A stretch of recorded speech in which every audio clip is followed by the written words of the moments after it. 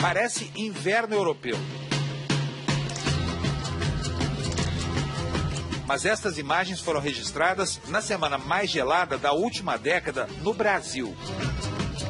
A neve mudou o cenário em 120 cidades do Paraná, Santa Catarina e Rio Grande do Sul. Em todos os cantos da cidade já é possível ver o acúmulo de neve. A massa de ar frio fez a temperatura chegar a inéditos 14 graus em Rio Branco, no Acre. No centro-oeste, onde é difícil suportar o calor, os termômetros marcaram apenas 4 graus em Campo Grande, no Mato Grosso do Sul. E como explicar os 9 graus registrados em Cuiabá? O que será que acontece com o planeta Terra? Frio e calor. Tempestades e secas. Aos poucos sentimos que algo está diferente. Um calor infernal na Europa. Neve em regiões que nunca foram tão geladas. O Monte Kilimanjaro na África era assim. Agora, imagens de satélite mostram as transformações. O vai e vem do clima gera dúvidas na população. Eu sempre levo uma blusinha, né, quando eu saio. Porque à tarde pode também cair a temperatura, né, pode garoar, tudo. Então você já está prevenido. A gente fica resfriado, a rinite ataca muito, né? Pesquisas científicas dizem que há um aquecimento global provocado pelo homem. Mas um cientista brasileiro vai contra todas as teses. Para falar sobre as mudanças climáticas no planeta, o Canal Livre recebe o cientista Luiz Carlos Molion. Formado em física, Molion possui PhD em meteorologia e é pós-doutorado em hidrologia de florestas pela Universidade de Wellington, na Inglaterra.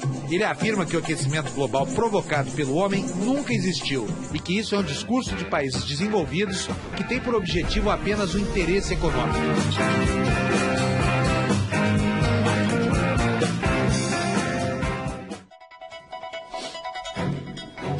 Boa noite para você. Para entrevistar o professor Luiz Carlos Molion, estão comigo aqui na bancada hoje os jornalistas Fernando Mitre e Tobias Ferraz, do canal Terra Viva. Professor, boa noite, uma vez mais.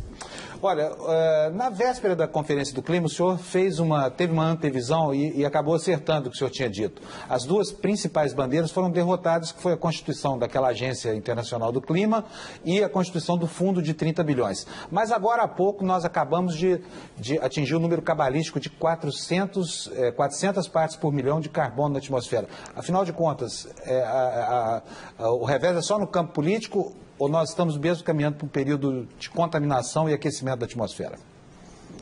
Boa noite, Fábio. Boa noite, Mitre, Tobias, telespectadores. Bom, realmente a gente atingiu a marca de 400 ppm, 400 partes por milhão de CO2 na atmosfera. Só que se você olhar esses últimos 16 anos, desde 1997, até o serviço meteorológico inglês, que sempre foi extremo defensor do aquecimento global produzido pelo homem, confessou que a temperatura está estável. Então, nesse meio tempo, nesses 16 anos, o CO2 aumentou em 8% a sua concentração e a temperatura não respondeu a isso. Se nós temos variabilidades, como a gente observa, variabilidades naturais, de 25 a 30 anos de aquecimento, 16 anos de estabilidade já é praticamente metade desse período. E os jornais ingleses, por exemplo, The Economist, que é um jornal muito importante, mostrou em 30 de março que as projeções do IPCC feitas em 90 e 95 já deveriam termos temperaturas de 1 grau a 1,5 graus superior a que estamos tendo. Então o jornal questionava isso. Ou seja, os modelos de clima estão errados. E o que aconteceu então com os recursos que foram empregados para diminuir as emissões e toda essa política pública desenvolvida na Inglaterra, por exemplo, e na Europa de maneira geral, por exemplo, com relação às energias renováveis, alternativas, como vento e energia solar, todos esses recursos que foram colocados nisso. Como é que fica, né? O problema também com relação ao mercado de emissões de carbono, que também a notícia do The Economist, dia 16 de abril, o Parlamento Europeu votou contra os subsídios, continuar os subsídios a esse mercado, que chegou a ter a tonelada de carbono a 40 euros. E que na data... Quer dizer, o senhor está dizendo que a teoria do aquecimento tem freguês. Quer dizer, tem muita gente que ganha dinheiro com isso, tem muito dinheiro aplicado aí e uma expectativa grande, que agora começa a ser revertida porque não se comprova aquilo que se dizia antes. É isso que o senhor quer dizer? Exatamente. A União de Banco Suíço, o UBS, Mitri, no seu relatório aos clientes, no final do ano passado, mostrou que a comunidade europeia, no mercado de carbono, perdeu 287 bilhões de dólares. E você vê, e quais foram os resultados? Em termos de concentração de CO2, aumentou 8%, mas a temperatura... Aliás, já não existe mais a Bolsa de Carbono de Washington, não é isso? De Nova York existe. A de Chicago já fechou. Chicago, aliás, já fechou no ano passado. Mas o senhor estava dizendo o seguinte: aumenta a emissão de CO2 e, no entanto, a temperatura continua a mesma. Logo, o CO2 não é o vilão que todo mundo diz. Certamente. É isso que o senhor quer dizer, porque se você for olhar fisicamente o que está acontecendo, uma molécula de CO2, que é composta de 2 oxigênios e um carbono no centro, ela, para absorver a radiação infravermelha, tem que ter um comprimento de onda que faz a molécula entrar em ressonância. Quando ela entra em ressonância, ou ela vibra ou roda. E quando ela vibra ou roda, isso é movimento mecânico. Ela se choca com as outras 2.600 moléculas de nitrogênio e oxigênio que existem em volta dela e transfere energia por atrito ou por choque na forma de calor. Então ela não reemite. Então é por isso que você pode aumentar as concentrações de CO2 na atmosfera, que não vai haver absolutamente impacto mensurável nenhum na temperatura. Agora as plantas vão agradecer. Professor, antes da gente falar das plantas, como foi mostrado no VT, né, o Kilimanjaro perdendo a sua geleira, perdeu uma parte significativa da sua geleira. Os Andes também, a gente está vivendo esse fenômeno. No Oceano Atlântico, aqui no Brasil, a morte dos corais. Isso é por causa do aquecimento, não é? Não tem nada a ver, absolutamente. Ao contrário, os dados já mostram que a parte superior da atmosfera, 6 quilômetros a 10, 12 quilômetros, na realidade está se resfriando. E com uma atmosfera mais fria, você tem menos umidade. Portanto, a chance de formar neve diminui. Mas por que reduziu, então, aquela geleira do Kilimanjaro? Ali só pode ser porque esquentou. Porque esfriou e diminuiu, não é possível. Não, pode ser devido à radiação solar direta. Porque se, por exemplo, reduz a umidade na atmosfera superior, a formação de nuvens é menor. Então entra mais radiação localmente. Professor, só para que as pessoas entendam, por que reduz a umidade? É porque esfria mais, a umidade fica menor, é isso? Isso. É como a frente fria, a frente quente, é isso? A capacidade da atmosfera em reter umidade é diretamente proporcional à temperatura. Se aumenta a temperatura, cabe mais vapor d'água, mais umidade no ar.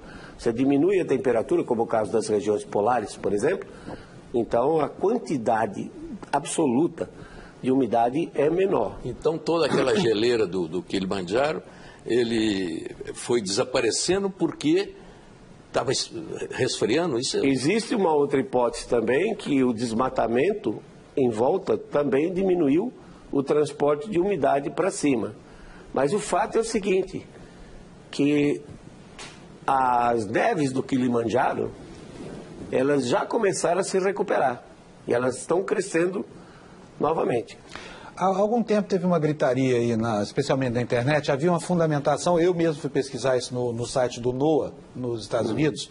A gritaria era que as geleiras do hemisfério norte, a calota polar do hemisfério norte diminuiu muito esse ano. E, ao mesmo tempo, e esse dado não aparecia em lugar nenhum, o hemisfério sul do planeta tinha gelo como nunca. Existe um desequilíbrio entre o sul e o norte, quer dizer, o norte pode estar mais quente ao mesmo tempo que o sul está mais frio? Esse é um fato interessante, né? Porque se o aquecimento é global, devia derreter no Ártico e na Antártica também. O que acontece é que o derretimento do gelo flutuante no Ártico, ele é periódico. Ele ocorre a cada 70 anos, nós temos registro disso. Nós temos registro de expedições que foram enviadas na década de 20, 1923, 26, para ver o que estava acontecendo com o Ártico. O que acontece é que há períodos em que as correntes marinhas, elas transportam mais calor dos trópicos em direção aos polos. E era o que está acontecendo agora, ligado a um ciclo lunar de 18,6 anos. É chamado ciclo nodal lunar, que envolve a variação do plano da órbita da Lua com relação ao equador terrestre. Quando esse plano está bem inclinado, cerca de 29 graus, ele cria uma diferença de altura no oceano, acelera ligeiramente as correntes marinhas, que elas levam mais calor em direção ao polo. Aí a água mais quente, 0,5 graus, 0,6 graus, entra por debaixo do gelo flutuante, derrete a parte submersa. E a parte submersa, ao derreter, então ela não consegue manter o peso da parte aérea. E, além disso, Fábio, se você pode fazer um experimento em casa, você enche um copo d'água e coloca um cubo de gelo dentro dele. No momento que você coloca, 9 décimos daquele cubo vai afundar e vai derramar um pouquinho de água. Mas depois você vai ver que o gelo que está flutuando, quando ele derreter totalmente, o copo não vai transbordar. O que significa que gelo flutuante não altera nível do mar. Então todo esse terrorismo que nível do mar vai subir de 60 centímetros, o Al Gore disse que vai subir de 6 metros até o ano 2100, não tem fundamento científico. Agora, as correntes marítimas estão ficando mais frias? Como é que se mede isso? Porque tem aquelas boias, né? Agora, as boias têm uma profundidade limitada, elas não chegam até lá embaixo. Mas elas são suficientes, elas chegam a uma profundidade que passa, inclusive, da camada que troca calor com a atmosfera. Porque eles têm águas profundas a partir de 1.000 metros de profundidade que praticamente não se misturam, porque são águas salgadas e frias, portanto, são mais densas, mais pesadas. Então, tem uma camadinha de 150, 200 metros que normalmente troca mais calor com a atmosfera. Na década de 80, foram colocadas 70 boias fixas entre a América do Sul e a Indonésia e a Austrália, todo o Pacífico. Isso foi mais para medir fenômenos como o fenômeno El Niño, por exemplo. Mas a partir de 12, 13 anos atrás, entrou um sistema chamado Sistema Argo, ARGO, que são boias inteligentes.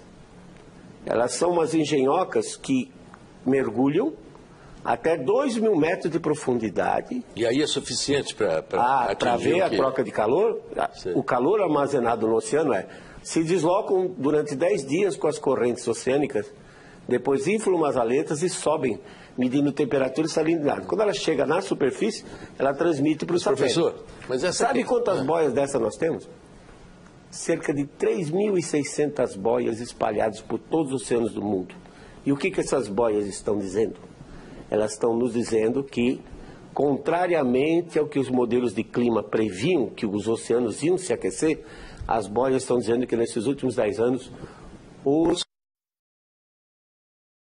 pode significar que são sinais de uma nova era glacial? Não?